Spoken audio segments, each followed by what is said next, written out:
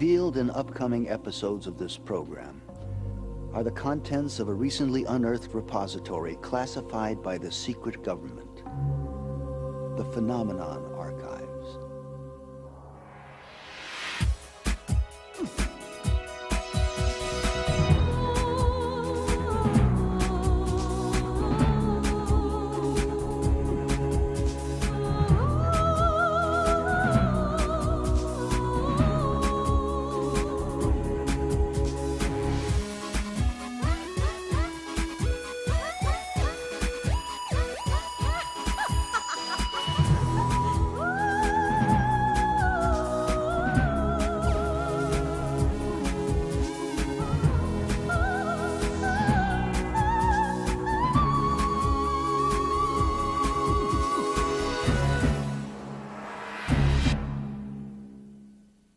Many of us would like to believe that the achievement of greatness is rewarded, if not monetarily, then certainly through the even eyes of history. In the next 60 minutes, you may be shocked to discover that at least one man whose accomplishments touch each of our lives on a daily basis has been virtually forgotten. At the head of the 20th century, Nikola Tesla, a Serbian immigrant and inventor whose name is nearly forgotten, catapulted our civilization into the new age. The use of alternating current, radio, fluorescent lighting, remote control, and robotics, a total of 700 patents, are all attributable to this one man.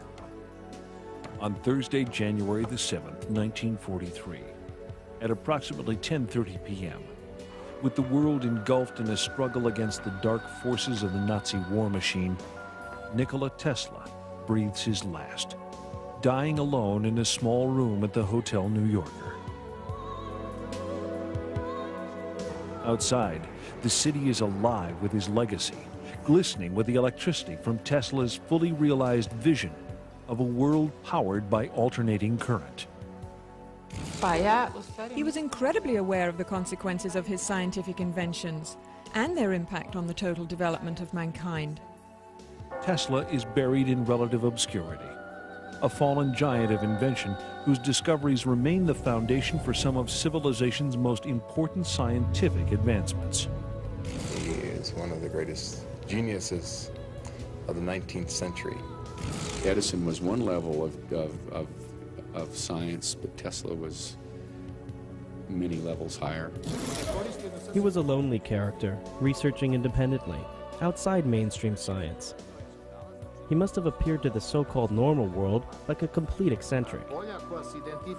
He gave our country a tremendous package of technology, applications and wonders, and our lives, all our lives are collectively much better because of his work. Why has this great man been so neglected by his fellow scientists and the public? Perhaps the answers lie more in the works never realized by Tesla than in his publicly acknowledged achievements.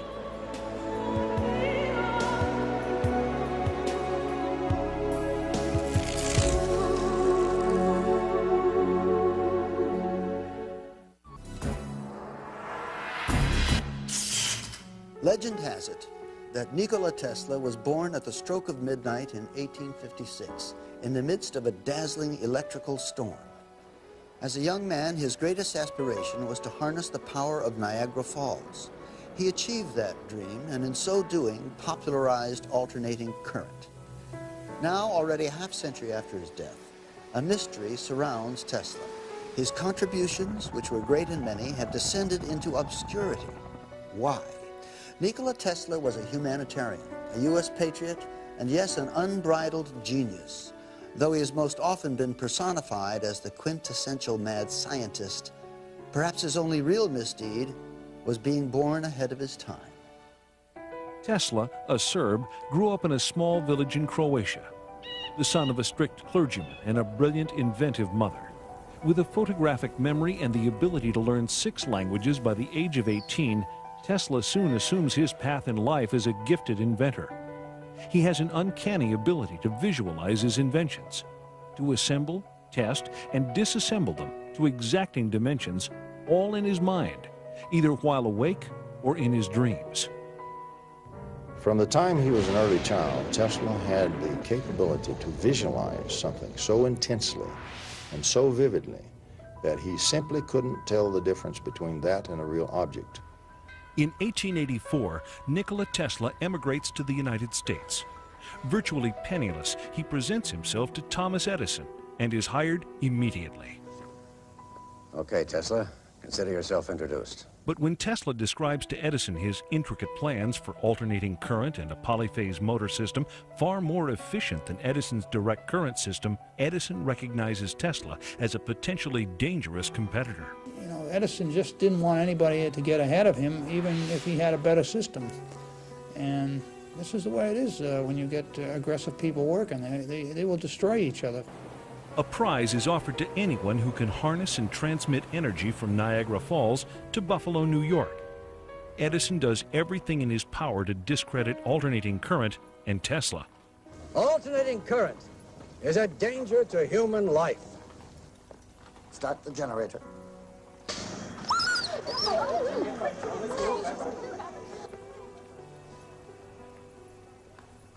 You have just seen alternating current in action. Despite Edison's opposition, Tesla's AC polyphase system is adopted. And in May of 1888, George Westinghouse hears about this remarkable inventor and buys the alternating current patents. By 1897, both Tesla and alternating current become a household name throughout the world. He realized completely what would happen with the implementation of alternating current and electrification of the whole planet. That it would bring tremendous change in human life, in information in general, even in the mental state of human beings.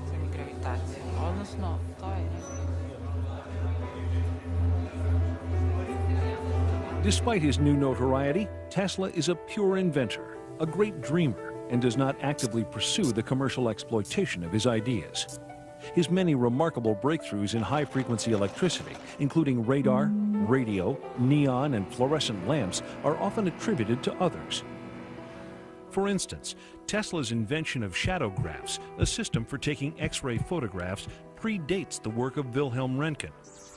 Tesla's fertile imagination enkindles theories for the internet and television years ahead of their time. Though these visionary leaps are ultimately proven and manifest, Tesla's tendency toward exaggeration and the manner in which he announces his ideas to the press cause the inventor a good deal of public criticism. We must be able to transmit scenes from other places over long distances. Pictures, the news, energy, and why not matter too? Now we must liberate thought. We must set it free of limitations that space and time impose on it, and yet keep its principal characteristics, now and in future centuries. A flamboyant and mysterious man, always too eager to share his ideas with the world, Tesla demonstrates his laboratory experiments to such friends and luminaries as Mark Twain. The man was socially capable of hobnobbing with the most elite people in the world at the time, Mark Twain, Westinghouse, J.P. Morgan, and from his acquaintances was able to finance some of the most spectacular experiments in history. As a publicity stunt, Tesla would sit in his laboratory while massive bolts of electricity danced about him. Without the use of wires, these airborne streamers would freely illuminate the lamps held in Tesla's hand. And Tesla was the first person to really show how to transmit wireless energy through the air to ignite electrical bulbs or electrical tubes. They were fluorescent tubes, which he had in the room. These tubes would respond to different frequencies. So if he produced one frequency, one group of bulbs would light, and if he produced another frequency, another group of bulbs would light. In 1898, while perfecting his patents for the invention of wireless radio transmission, Tesla's laboratory mysteriously burns to the ground. This fire destroys thousands of hours of work, setting the inventor back years and costing him personally over $1 million. Tesla is horrified by the extent of the damage, but his is a resilient spirit. For while the hardware lay in cinders, Tesla's remarkable mental abilities enabled him to begin the process of recreating his work. In 1899, Tesla moves to Colorado Springs to experiment with terrestrial and atmospheric waves. Out on the prairie, he pursues his passion for discovering sources of free energy, both above and below the surface of the Earth. While investigating a phenomenon known as the Schumann cavity, he develops his theories for tapping limitless sources of power that all people of the world may share. Surrounding the Earth, there's a cavity that resonates at about 8 cycles per second. And this cavity exists between the Earth we're standing on now and the bottom of the ionosphere, about a 60-kilometer gap. And this three-dimensional resonant cavity, in that cavity, you can transmit power, electromagnetic energy, at 8 hertz with almost no attenuation. The Schumann cavity is pumped or fueled at this time with megawatts of power from the lightning strokes that are occurring many times a second on a worldwide basis. It's rather like a child who's playing with a tetherball. Tesla was so creative, he envisioned using his power transmitter to spank the ball, put a great big ball of electricity, if, by analogy, a pulse of electricity in the ionosphere, and it would very weakly distribute itself all the way around the world. And when it came around the other side, just at the right moment, he would spank it again with another pulse of electricity, and he'd keep doing this until the accumulated energy was so great that it would be a resource to be pulled back out of the sky by a proper antenna. Tesla's idea was to be able to provide power equally to all people on Earth. At this time, there are 2 to 3 billion people on this planet that can't go home at night and turn on the lights. We can. The people that can are living in poverty. Tesla saw that there was a division between the have and the have-nots, and he was determined to make electrical power equally available to all people on this planet as a gift. Tesla develops the technology at Colorado Springs to produce astonishingly high voltages and currents. When the switch is thrown, ghostly sparks dance inside the lab, while on the copper ball atop the antenna, thick blue lightning crackles upward over 100 feet into the sky. Thunderclaps are heard over 15 miles away. It is one of the great inventor's crowning achievements, man-made lightning. At Colorado Springs, he had a 56 kilovolt ampere Westinghouse transformer that George Westinghouse gave to him, and it had various taps on it up to 55,000 volts. And through the amplification of this transformer into his magnifying transmitter, he's able to actually blowing up the Colorado Springs, some of the generators in the Colorado Springs plant at a distance of about 25 miles away. Originally, it was thought that he generated or used so much power from the utility company that it burned out a couple of their generators. Since then, there's been some conjecture that actually he was picking up more energy from the surrounding air at that high altitude, and it was feeding back into the generator, and you cannot feed electrical energy back into a generator, and that's what blew him out.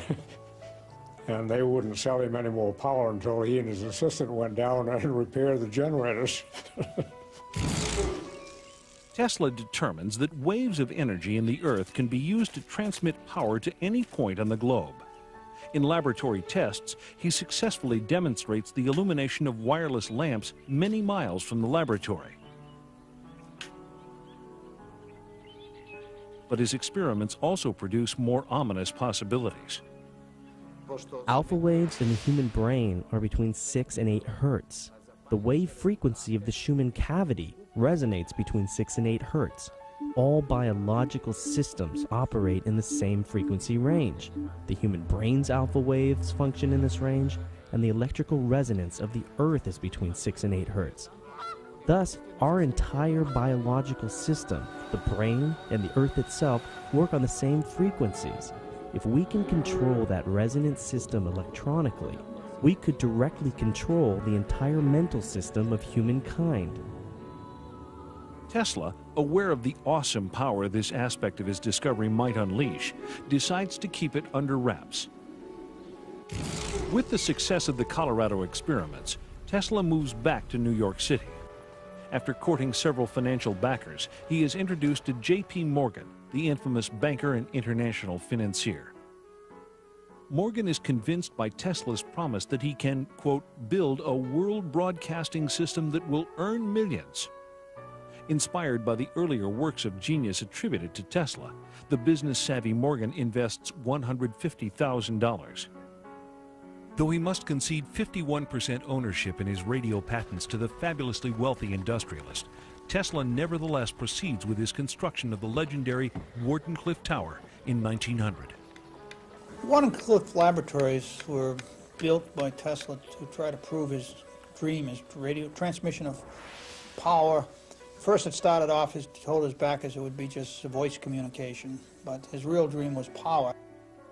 Soon thereafter, with Wardenclyffe in the midst of construction, Tesla receives a report that Guglielmo Marconi has successfully completed a trans-ocean radio transmission. Morgan threatens to pull out.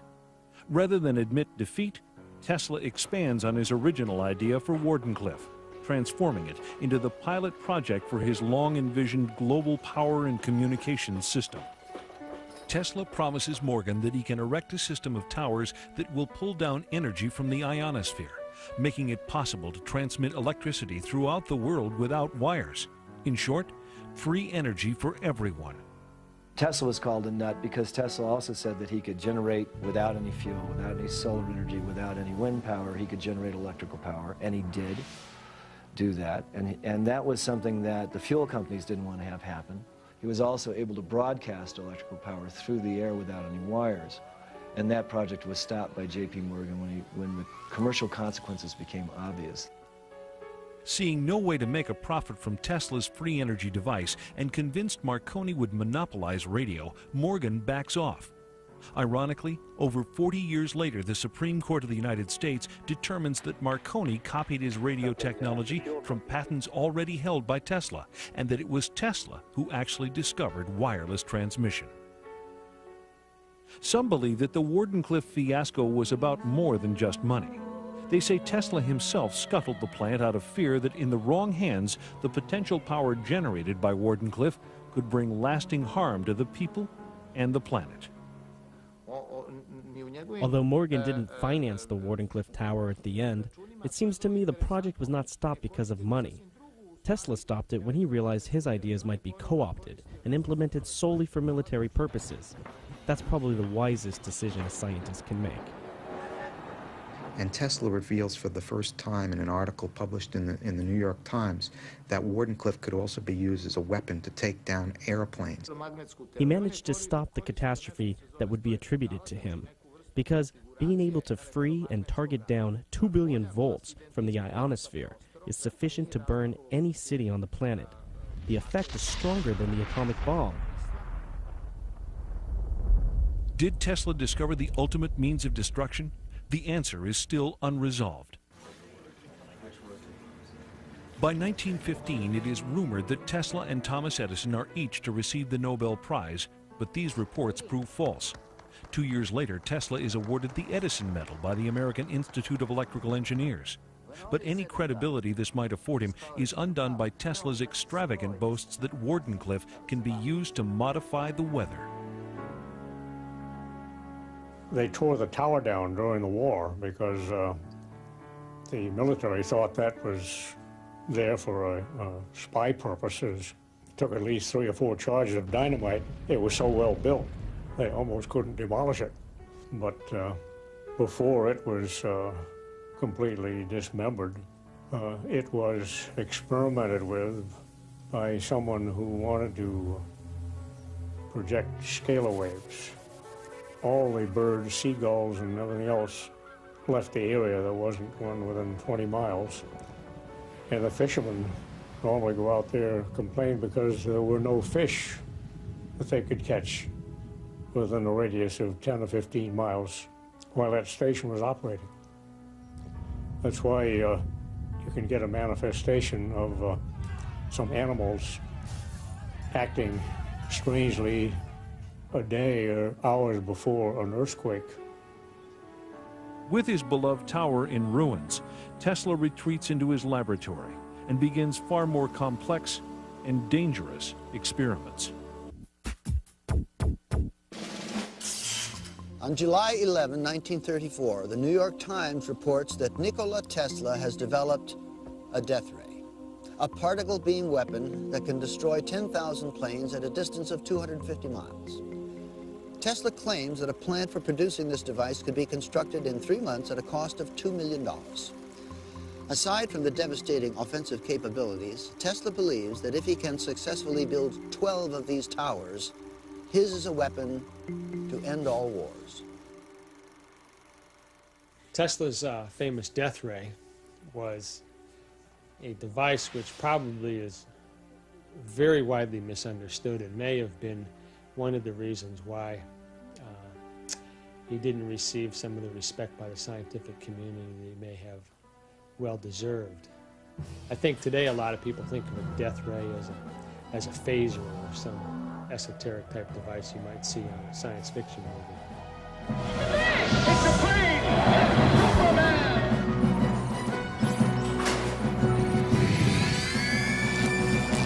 Tesla's claims terrify the public, but fascinate Hollywood. He is parodied in Superman cartoons as a mad scientist terrorizing New York with an electrothanasia death ray and an army of remote-controlled robots. Tesla's death ray was actually a particle beam weapon. A particle beam weapon which he had developed in the 30s. It was based on the principle of electrostatic acceleration of minute particles of charge, similar to work being done by the Department of Defense. The basic concept is that you take a particle, a micro projectile it's called, and through the use of high voltage, you accelerate it to great velocities. The velocity being very high, the particle doesn't have to be very big to do a lot of damage. If you get a stream of these things being accelerated and projected, you will do substantial damage. You'd be able to knock down a missile in space, for instance. With only 12 such plants strategically placed around the United States, Tesla claims his teleforce can be used to keep the United States safe from all foes. With the world on the verge of World War II, the United States government takes an active interest in the Tesla death ray. Because he was a patriot, he offered this system to the United States government. The United States government developed and worked and engineered this particle beam weapon beginning in the 40s. We don't know what the extent of the research was or where it went from there, but we do have declassified documents released under the Freedom of Information Act that demonstrate the U.S. government's extreme interest in Tesla's particle beam weapon. The New York Times states that Tesla's death ray, which can send concentrated beams of particles through the air and cause armies of millions to drop in their tracks, is the most important of Tesla's inventions. But in an unprecedented decision, Tesla makes the exploitation of his invention by any single government impossible. He distributes the plans in proprietary segments, like the pieces of a jigsaw puzzle. He gave it to the English, Canadian, American, and Russian governments so that they had to sit down together, to collaborate if they wanted to realize the whole invention. He realized that people are not conscious enough to handle this information. That's why Tesla put these governments into mutual dependability. There's some evidence that Tesla had given the plans to the Russians who were on our side at that time. In the 1970s, Aviation Week showed an article on the Russian particle beam weapon, and Tesla's particle beam weapon didn't surface until about 10 years later when Andrei Puharich brought it out, and the schematics exactly matched the Russian particle beam weapon. Head of U.S. Air Force Intelligence, Major General George Keegan, describes the Soviet system. And what comes out of the end of this little magnetic tube are pulsed proton beams, 100 billion electron volts, each at energy levels at 10 to the 10 joules. That's just simply more energy than any man has ever conceived of in the United States. And then you have to bend that beam, and you have to burn it through the atmosphere, and you have to find an object to aim it at. Nikola Tesla sent a proposal to Russian scientists and engineers on May 16, 1935, concerning high voltage and the acceleration of charged particles. He received a list of follow-up questions from them in November of that year. Military scholars contend that the Soviets achieved a 100% Star Wars defense by 1968. We had learned through very sensitive sources that the Soviets in 1977 would test in space the most powerful laser in history, 10 times more powerful than any laser we have under development in the U.S. Finally, when I became Chief of Air Force Intelligence, my first act of office was to put out an order stating that this device and this development would be the #1 priority in Air Force Intelligence. So we set up a meeting with 40 or 50 of the top nuclear scientists in the free world, from Edward Teller on down. And these scientists, for 6 years, under a $60 million secret project called Project Seesaw, had been trying to develop an electron beam to shoot down ICBMs, and they'd failed. And now, both in the White House and in the Department of Defense, there is an embarrassed silence as the technicians and scientists on both staffs, now having examined the massive body of research we did in the Air Force, suddenly realize that they may have misinformed the American public. Was President Ronald Reagan merely attempting to catch up with the Soviets in his development of the Strategic Defense Initiative? All we can do is make sure that technology becomes the ally and protector of peace, that we build better shields rather than sharper and more deadly swords. In so doing, maybe we can help to bring an end to the brutal legacy of modern warfare. As a result of America's delays in weaponry development, Tesla's discoveries are only now, nearly 100 years later, being adapted for both offensive and defensive purposes. The latest development? Space-based particle beam satellites. The paper which showed the technology to make the anti-war machine was eventually published in the proceedings of the International Tesla Society. So it's in the public domain now, how to do it. And what is uncanny is that when one knows today's Star Wars program and the beam weaponry that has been selected, it is almost identical to what was proposed by Tesla. At the time that I came across the documents, I took it to experts in the aerospace field and asked them to look at his technique for generating high voltages. At the time, the aerospace firm I was working with was working on particle beam technology, and they had a study group that was working on proposals to give to the government on directed energy weapons. I gave that proposal to the advanced projects research team and asked them to consider it. The only word that I ever got back from them was that they said it was interesting, and they would say no more. Tesla certainly spoke of a very large series of very powerful weapons. I think that's a reasonable thing, and let's approach it this way. Certainly I'm on record as saying the weapons exist and that several nations have weaponized them. We know that the Russians very early on were interested in things like free energy right out of the vacuum, and they were interested in weapons. What became of Tesla's weapon? It's never been heard from since. It may be something that's in a closet somewhere. It may be something that's used. It may be in orbit. We don't know. There is no question today that the Soviet Union has these weapons. And if what I put together is correct, and I'm absolutely convinced it is, 3 other nations of the world also developed those weapons and resoundingly checked the Soviet Union. The other 3 are friendly to the United States, not hostile. And I think that played one great part in the fall of the Soviet Empire. 3 other nations today are indeed working on what I call the Tesla weapons, or really scalar electromagnetic weapons. And these nations are not really friendly to the U.S. at all. So it's a much more dangerous world that has emerged. In an article published November 3rd, 1998, Bill Gertz of the Washington Times writes, "The Chinese army is building laser weapons and already possesses particle beam weapons capable of damaging sensors on space-based reconnaissance and intelligence systems.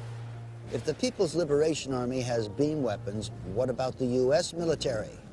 Under promise of anonymity, this Navy SEAL spoke about current capabilities.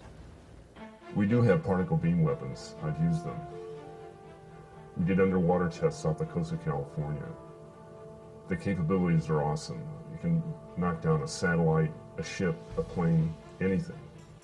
In the global race for new technology, it appears that Tesla's death beam is not the only secret invention that supposedly disappears when he dies.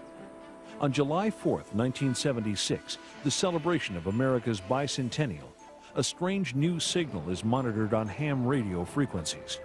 This high-pitched chattering is dubbed the woodpecker signal by the Central Intelligence Agency. They have no idea what it is, but they are able to triangulate its source to a Soviet transmitter in Latvia. The Soviets had experimented with creating artificial aurora. Not sure what their objective was, but I think it was probably designed to prove that you could project very low frequency energy over the horizon, over great distances, and cause certain effects. You can induce virtually any effect that a chemical can cause in a living system with an external, primarily extremely low frequency magnetic field. My personal feeling is that primarily I think it was designed to communicate with their submarines. On July 13, 1977, at 9:19 p.m., the woodpecker signal abruptly stops. A strange corona forms around Edison electric power generators servicing New York City, and the entire city is suddenly plunged into darkness, creating chaos and confusion. The blackout is similar in its effects to Tesla's Colorado Springs experiment that overloads and sets ablaze the local electrical power plant. Things start to brown out. We started seeing very strange things happen to New Yorkers who went berserk. It was literally absolutely dangerous to be there in New York City. And it was a headache for police and who knows, all the security people around. Was it Tesla's secret that electricity could alter the mental state of human beings? If so, was that secret delivered into the wrong hands? And who is responsible for the Tesla-inspired program known as HARP, a government project some experts believe is the first stage of an entirely new phase in weapons technology? War or peace? Which does science serve best? Tesla described himself not as an inventor, but as a discoverer. But with discovery comes responsibility. Tesla knew this when he developed HARP technology, and many think that his fear of what might happen if HARP fell into the wrong hands motivated him to keep his discovery under wraps. HARP exists because Tesla theorized back in the 30s that he would be able to stimulate the magnetic field of the Earth in such a way that he would actually be able to create a shield around the city. HARP is basically a design experiment in terms of atmospheric physics where a large array of antennas, it's not just one antenna, it's a very large array, it covers several acres, are broadcasting into the ionosphere of the planet a very, very complex series of waveforms. And these waveforms are designed to specifically couple in with the ionosphere, which is a resonant cavity. This concept involves heating up the ionosphere in a manner similar to a giant microwave oven. That a small input, like a pulse of a certain number of watts in, can create a large output, because whether accidentally or intentionally, it's possible to tap into this sea of energy around us. It surrounds us and goes through our bodies and is everywhere throughout space. HARP's original designer conceives it as a shield for missile defense that can fry the circuitry of incoming bombs. HARP was designed for a number of applications. It really was not set up as a weapon. If you read the patents, I was thinking of ways to use it defensively. He also claims that by superheating portions of the upper atmosphere, HAARP can affect global weather patterns, a concept Tesla was ridiculed for nearly a century earlier. One of the real dangers of HAARP is that we concentrate with HAARP in one very small area of the ionosphere. We create a lightning rod effect. We create a lightning rod that can distort the magnetosphere of the planet, which is the magnetic shield of the planet. Not only are you sending energy into the ionosphere, but you're providing a path for energy to come back down out of the ionosphere. The electrons and energy will come from all over the ionosphere to that one point, and it will strike the ground in a bolt that is 100 times greater than any lightning bolt imaginable.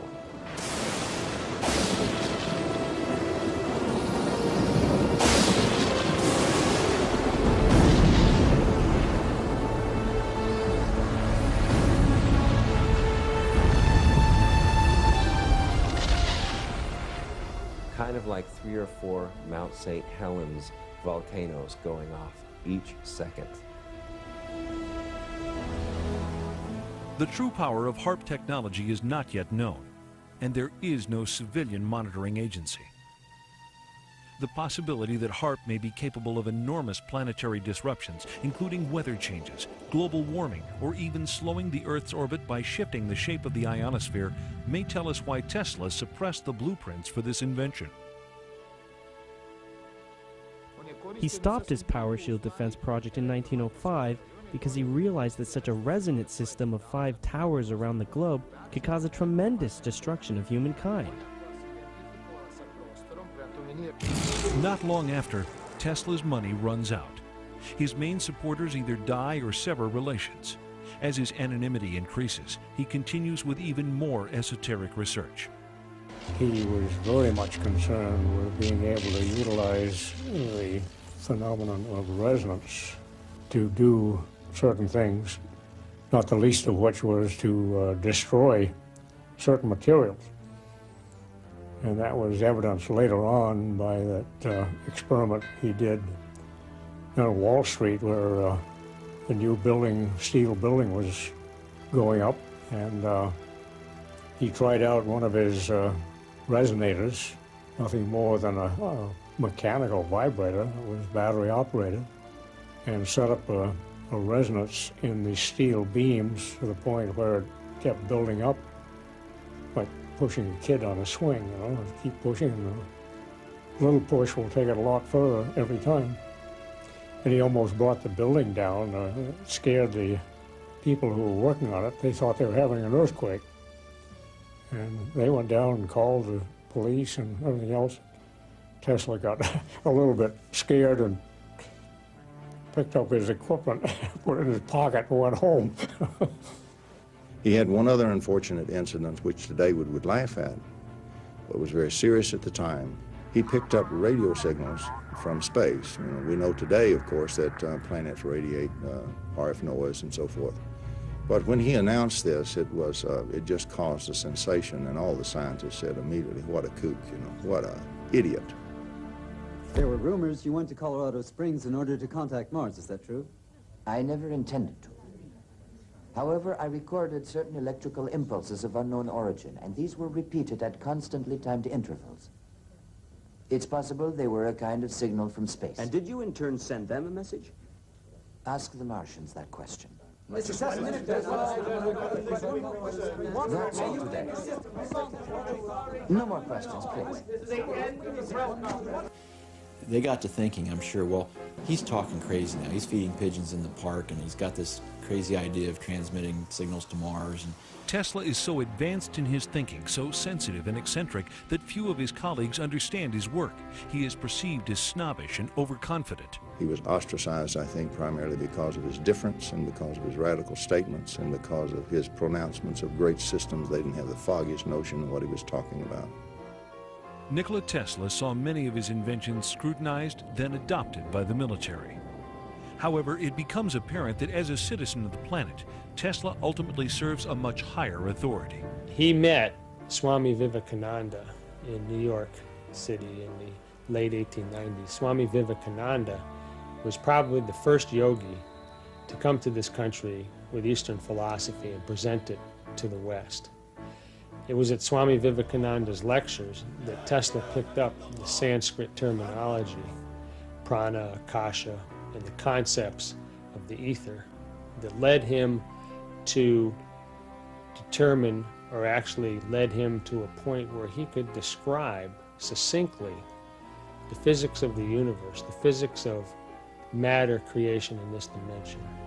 In many of his letters, he wrote that if he were to choose a religion, it would be Buddhism. All his stories about his journeys in other worlds, about dreams, about machines that operated in his imagination, were manifestations similar to the experience of the shamans. It was known that his solutions came during a dream. Tesla's view of the universe, his cosmology, if I might call it that, is based on viewing life from a spiritual point of view. And it was in the science of the ancient works of the Vedas where he found the spiritual terminology to describe what he saw manifest in the physical world. What leads Tesla to this spiritual awakening may never be known. But it is not uncommon among those forward-thinking patrons of discovery, people like Robert Oppenheimer, father of the nuclear bomb, or Albert Einstein, that in the end they recognized the singular perfection of the interconnected and life-imbuing system of our planet.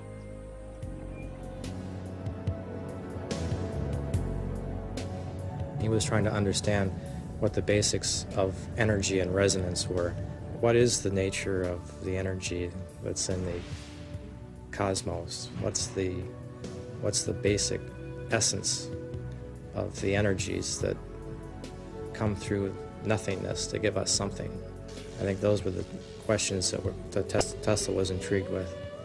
When Tesla dies at the age of 87, his legacy of over 700 important patents slip into obscurity, forgotten by nearly everyone except the U.S. government. Tesla's possessions are sequestered in a government warehouse for 10 years following his death. Official reports confirm that the collection was microfilmed during this period.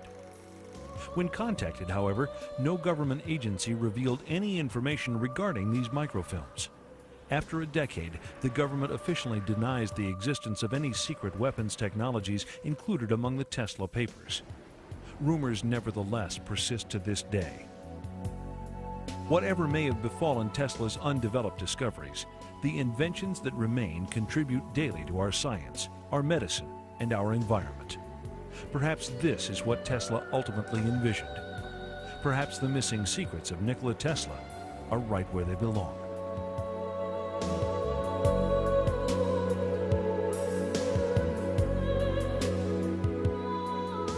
Tesla disagreed with scientists about some basic concepts of relativity theory and quantum mechanical theory, and he fell out of favor with the established scientists of the day.